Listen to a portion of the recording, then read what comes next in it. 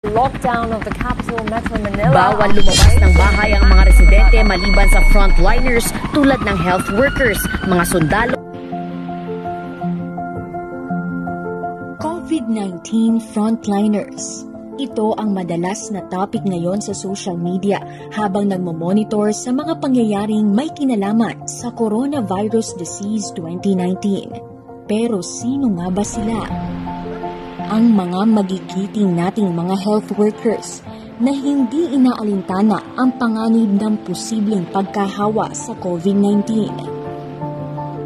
Mga doktor na naglalaan ng kanilang oras upang mangalaga sa mga pasyente na sa gitna ng banta ng COVID-19 ay maigting pa rin naglalapat ng lunas sa mga may sakit. Ang marami sa kanila ay malayo sa pamilya.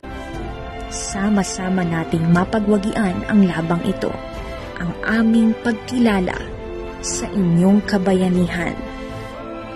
Frontliners, na ang ibig sabihin ngayon ay mga bayani. Saludo po kami sa inyo.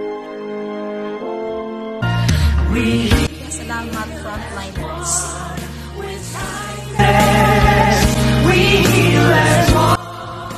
Syukran sa mga frontliners. Daghang salamat, frontliners. Usa nagpasalamat akong dako kaninyong tanan. Daghang salamat. But when we heal, we heal. Magandang araw, mga frontliners. Maraming salamat po sa inyong pag-alaga sa mga pasyente sa COVID-19.